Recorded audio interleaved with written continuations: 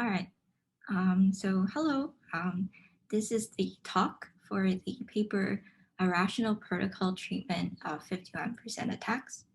This is joint work with Christian, Professor Zikas, and I, and it will appear in Crypto this year. So if you read cryptocurrency news, you will see this worrying trend of so-called 51% attacks on usually proof of work blockchains. And what happens in these attacks is that attackers will somehow gain a majority, hence the name 51%, a majority of power in these proof of work blockchains, and they're able to create forks in the blockchain that are able to revert certain transactions and allow them to double spend a lot of money. So to show you how double spending works, let's give an example in our fictional currency called SADcoin. So on the left, I have a bad guy. Let's call him Henry. So Henry has 100 SADcoins. He asks in exchange whether he can trade his 100 SADcoins for $5,000. And the exchange says, sure, why not? So now Henry puts in a transaction on the blockchain that gives the exchange his 100 SAT coins. And seeing this, the exchange says, oh, that's great. I now have the 100 SAT coins. And the exchange agrees to give Henry his $5,000. So at this point, the trade is supposed to be done. But in the case of double spending, Henry somehow is able to create a longer chain, the one in red here, which is made privately by Henry, who has some majority of hashing power, which again, hence the colloquial name 51% attack. And what happens then is that since this red chain is longer, when honest parties see this red chain, they will revert to this, they will turn to this red chain and basically throw away this gray chain that has the transaction that gave the exchange the 100 SAT coins. So in the end, Henry ends up with both the $5,000 he got from the exchange and also the 100 SAT coins, which he is able to double spend for later. But this kind of thing is really not supposed to happen because of a property that's very common in blockchains called consistency. And consistency is really supposed to prevent the problem of double spending. So what's consistency? Consistency says that if you remove the most recent blocks in a blockchain, the rest of the blocks are supposed to be so-called immutable. And the number of blocks that you removed is called the cutoff parameter. So to break consistency, you have to break at least one of two assumptions. The first is that you have to break the assumption of a bounded total hashing power in the system. And this assumption is basically so that blocks are not made too quickly and the honest parties' views are not too divergent. And the second assumption, which is the one we'll focus on, is that you need the the majority of hashing power in the system to be honest. And this is the assumption that's broken by a 51% attacker. And again, the 51% is just a colloquial name referring to any attacker that has a majority of hashing power and not just 51%. And when consistency is broken, we say that there is a fork in the blockchain. So I'll give an overview on our contributions. First, we'll model 51% attacks in a framework called Rational Protocol Design. And second, I will discuss a problem with the previous work called unbounded incentives. And third, I will discuss the question of what makes a coin susceptible to 51% attacks. And lastly, I will discuss how we can protect a coin from these attacks. So let's start with the first question.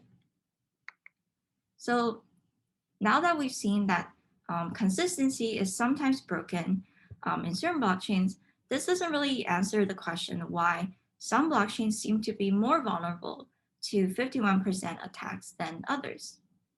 Well, a very intuitive answer could be that attackers don't just attack blockchains for fun. Um, they care about profit as well. And some factors that they might consider are first the amount that they might want to double spend. For example, the 100 SAC coins in our fictional example. But they also might consider the cost of attack, such as the cost of renting or buying mining rigs and the electricity costs. And lastly, they might care about the block rewards that they might get from just mining.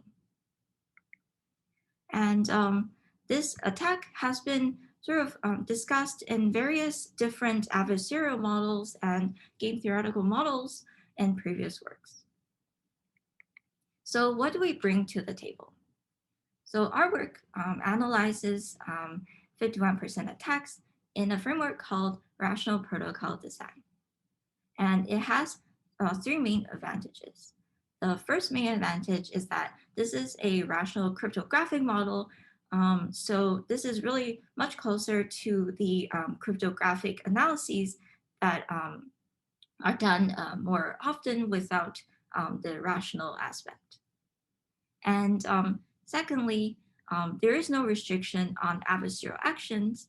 And this is just a property of this framework because it's based on the cryptographic model.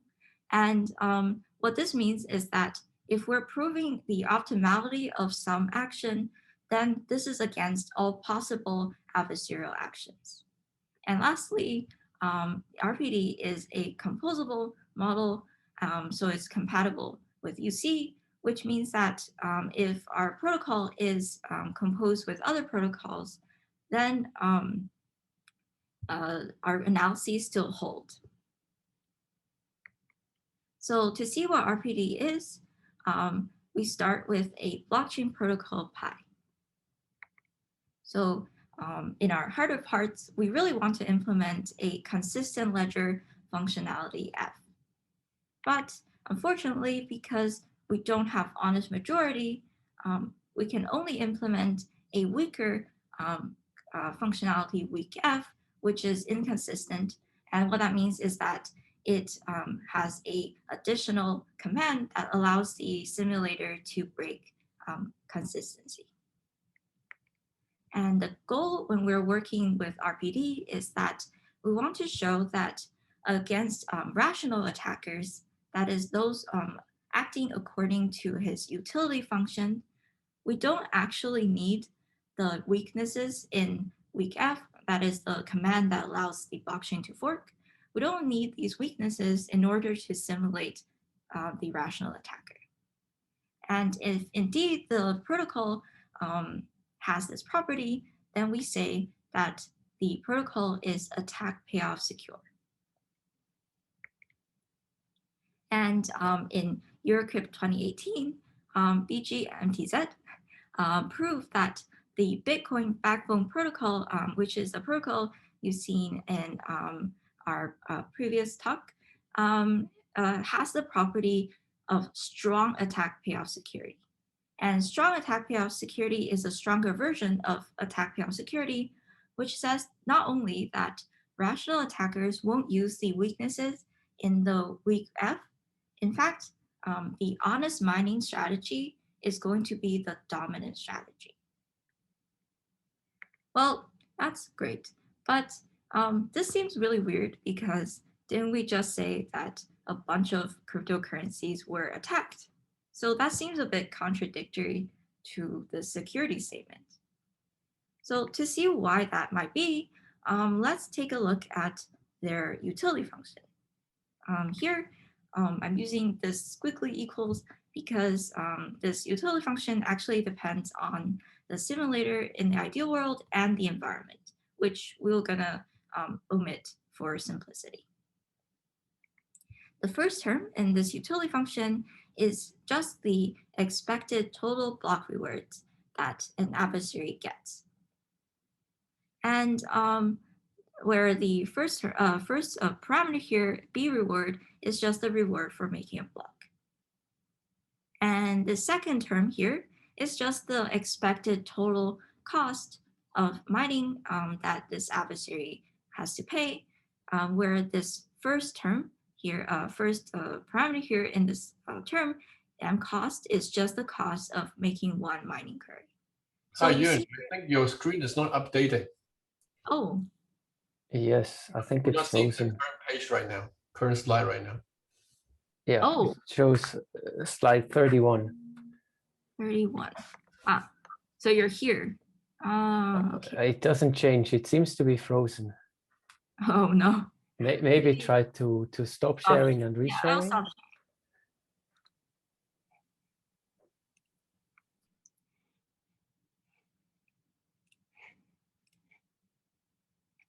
Do you see if I change the slide?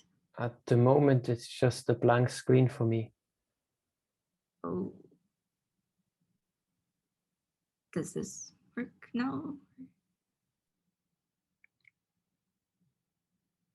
No, I mean, at least for me, it's still a blank screen.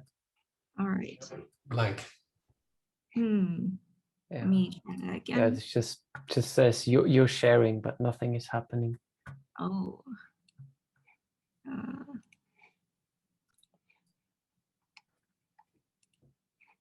Maybe I'll just try again.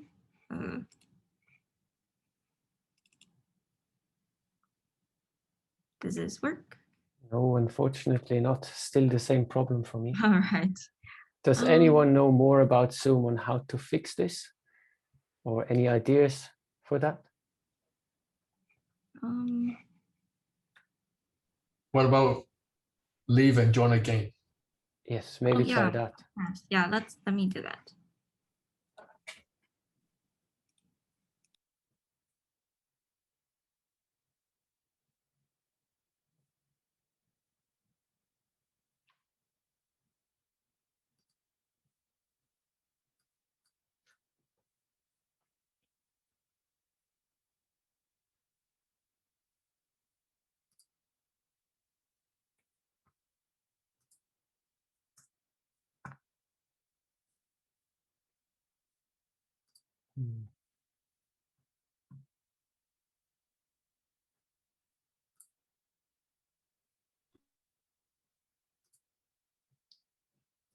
I think you also need to, yes, perfect. And let me try to share my screen again. Yes, now I can see some formula. Oh, great. And I'm on page 33. So. Okay, so you missed a bunch of stuff, but that's fine. So I'll just quickly go through what I just said. So we were on track of learning about why we were able to prove that the Bitcoin backbone protocol has strong attack payoff security, even though a bunch of attacks have been done on the blockchain. So let's take a look at their utility function. As I just briefly said, this first term is the expected total block rewards that the adversary gets, where B reward here is the reward for making one block. And the second sum here is just the expected total cost of mining, where M cost is the cost of making one hash query. So as you see here, there is no term that describes anything with double spending. Well, so very simply, we can just add that. And, oh, I see I'm missing some stuff, but let's just add the reward for forking. So where for F reward here is the reward for breaking consistency, for example, to double spend, such as in our previous example is the 100 stack coins. One second, on which slide are you now? I'm on 37. Yes, it's still frozen for me on 36, Oh, no. unfortunately. Oh no, that's too bad. So maybe I can try to share a different screen. Okay.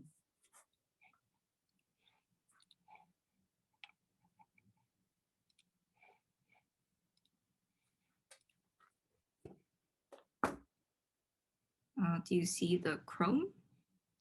No, unfortunately, it's still this like black screen for me with the thing we had before. Maybe try to rejoin with Chrome. That's true. Okay, let me try it. So see you in a sec. Yep.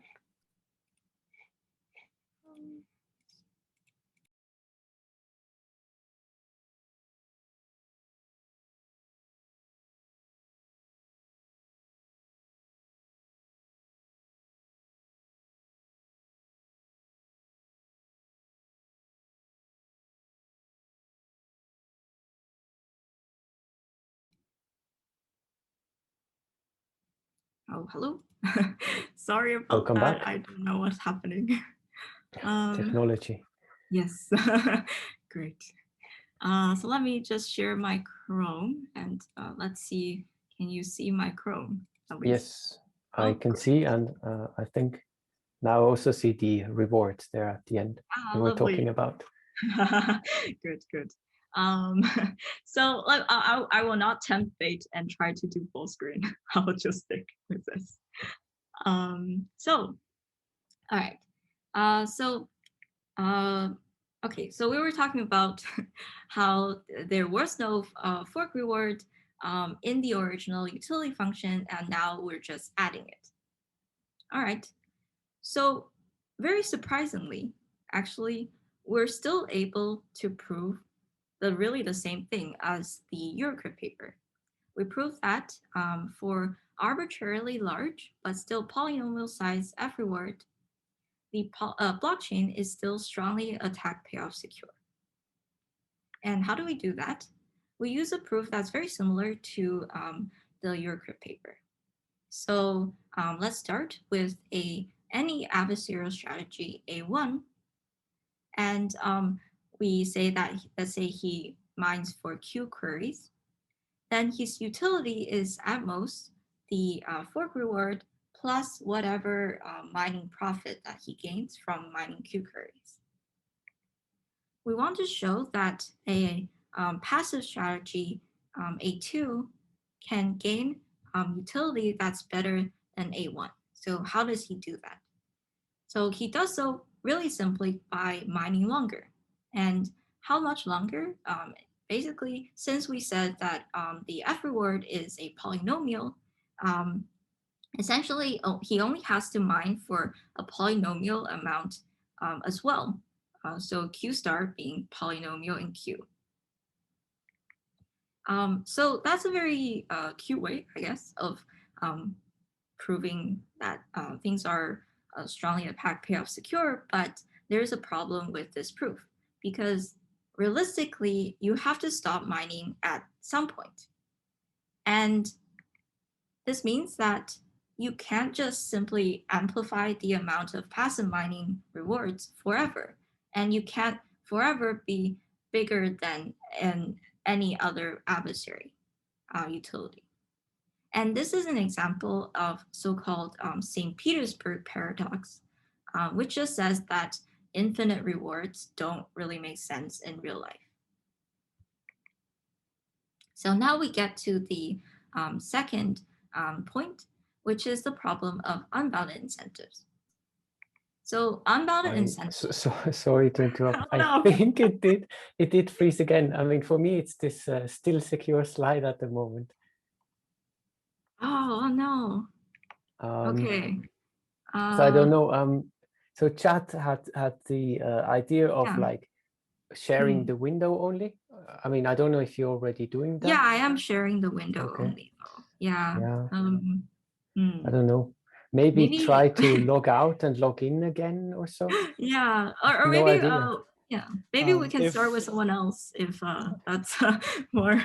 if you have not shared the full screen to begin with, as in if you were sharing a window before too, then maybe try sharing the screen, the full screen. Oh, okay. Sharing the full screen. Sure, I'll try that. So I'll go to full screen.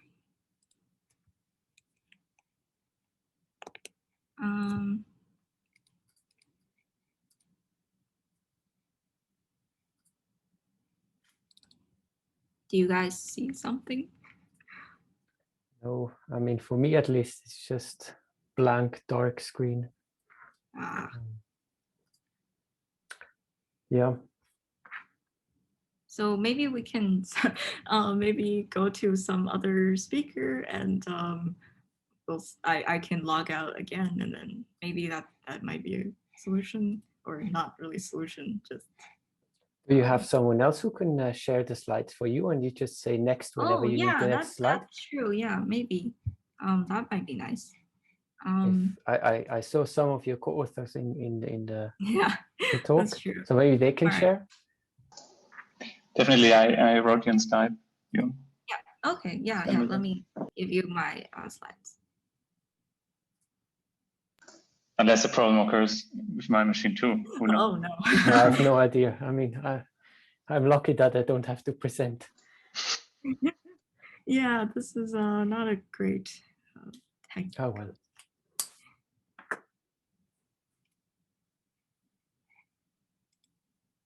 So if you already have questions now for the talk, we have Yeah, time. please. So please unmute yourself or yeah, write the question in chat.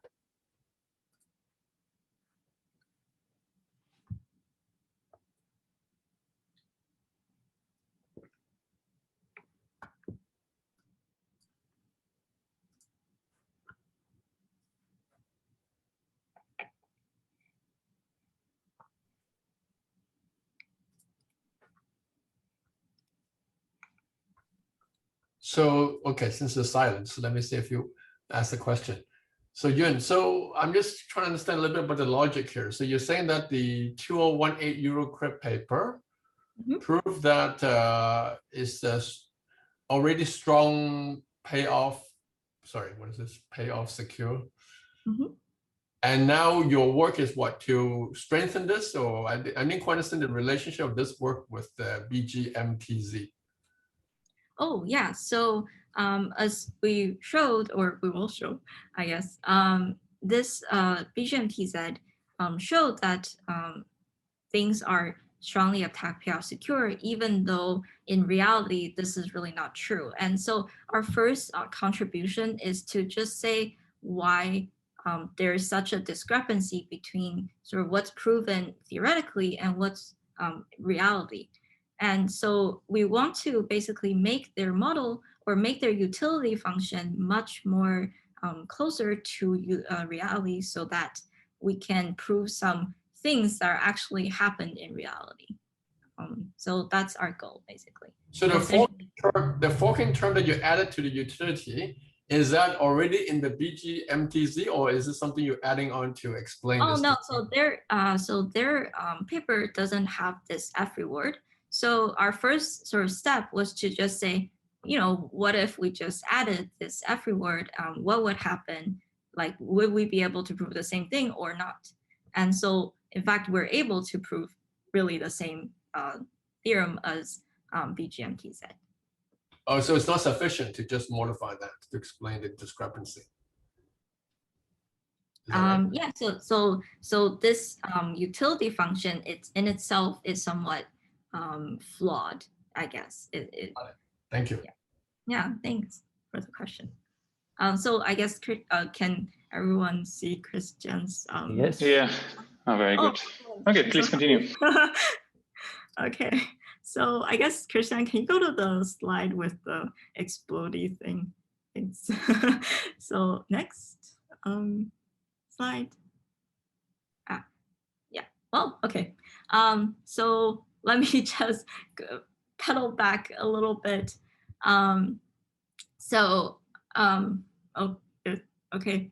As we were saying, there's this problem of unbounded incentives, which is that the proof technique that BGMTs had used was that they were counting on the fact that the passive adversary can sort of unboundedly increase his passive mining utility. And we formalized this sort of property of utility functions as a term called unbounded incentives. And we show that unbounded incentives is pretty bad because we can show that for any protocol, no matter how good or bad this protocol is, it's going to be proven strongly APAC secure if the utility function of the attacker has this unbounded incentives property. So next. All right, thank you.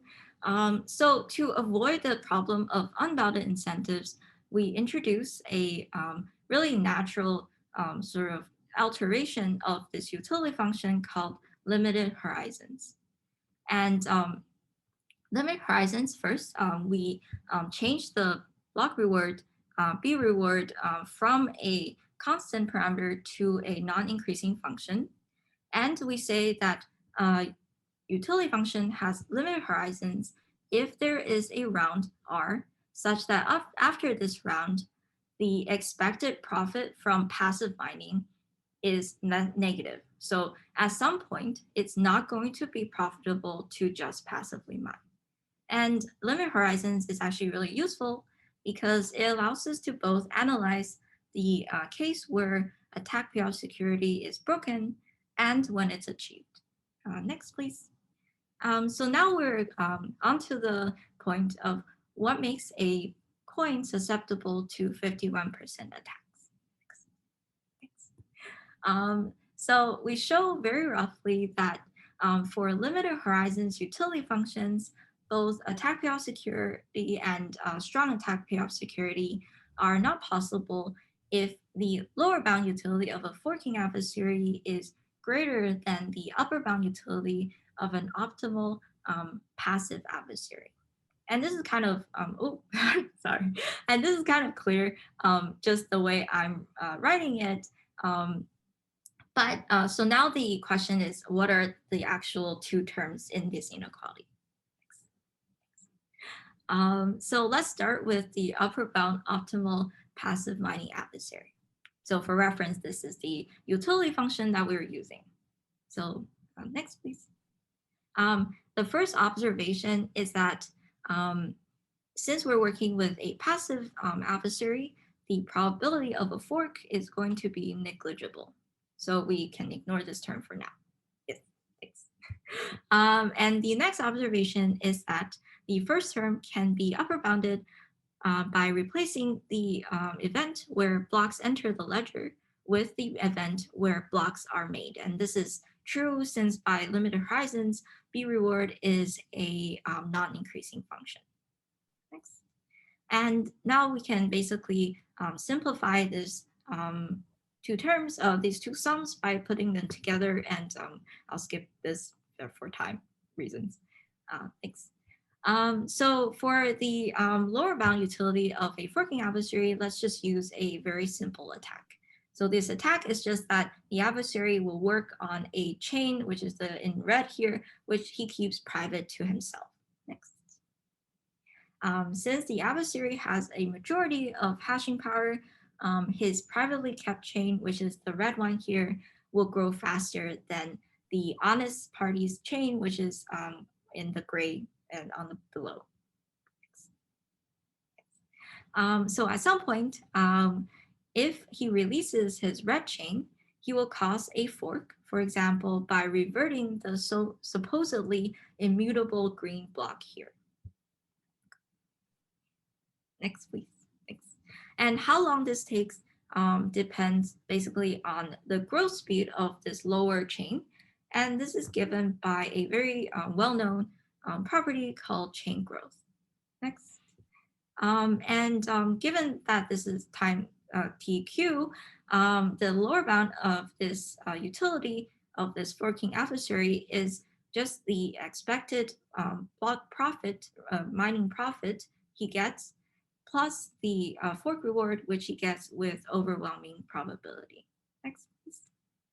And finally, we can get to the question of how can we protect a coin from 51% attacks. So recall that we don't have a restriction on adversarial strategy. And also, we don't have assumption on honest majority, only that attackers are rational. Next. And we answer the question, how much confirmation time is sufficient for a block to be immutable in the blockchain? Next, please. In order to do so, we borrowed from the model of BGKRZ20, which describes a 51% attacker by the amount of budget that he spends. So we say that an adversary spends some budget B if he makes a total of B mining queries over the majority of hashing power. So very, very roughly, if the total mining power in the system is 100 mining queries per round, and the adversary makes 51 queries in one round, then he spends a budget of B equals to 1 in this round because it's 1 over the majority of 100. And the idea is that how we answer our question is that we start with a limited horizons utility function UA. And using this limited horizons property, we can come up with a upper bound utility U of BT, which is the upper bound utility of an adversary who spends a budget of B over some T rounds. And given this upper bound utility, we can find the biggest B and T such that U of BT is greater than 0. And that just means that it's even profitable to go over the majority of hashing power. And finally, given this biggest B and T, we can amplify the cutoff parameter, which we recall is the number of blocks you remove from the recent number of blocks you remove so that the rest of the chain is going to be immutable. And we amplify this cutoff parameter to accommodate all adversaries that are spending budget B over T rounds. Next, please. Because graphs are important, we include a graph that visualizes 51% attacks for Ethereum Classic. And just for reference, these are numbers from Ethereum Classic in February of this year, which is at the time of writing. And since we're using limited horizons, I'm using T equals to 3 days as the maximum interval time where passive mining is on expectation profitable. And this is just sort of for the purpose of this graph. And on the left of this column, this is the price of mining 1 unit of hashing power, which I said is just 435 hashes per second. And on the right is the length of attack. And of interest is that at the time of writing, the price of renting is 0.00045, which gives us a length of attack about 2 to 3 days, which is on par with the actual attack from August of last year. And next, if you're wondering, this weird dip is the point where renting for passive mining goes from being profitable to being unprofitable. In summary, I'll just quickly go over this. This is basically we show that realistic utility functions must avoid the problem of unbounded incentives, and limited horizons utility functions, which do avoid this problem, can be analyzed, can be used to analyze both when attack payoff security is broken and maintained. And some future works that might be interesting are implementations, more complex utility function maybe, and maybe of more theoretical interest is to expand this work to variable difficulty blockchains by maybe extending from very recent analyses. And could you just go through the next pretty quickly. These are just the references of papers I refer to in the talk, and thanks for watching.